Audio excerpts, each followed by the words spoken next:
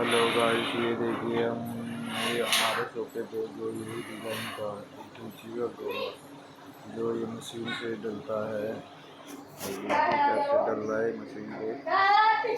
ये देखिए यहाँ पे पत्तों का डिज़ाइन बन रहा है, अलग अलग डिज़ाइन बनता है।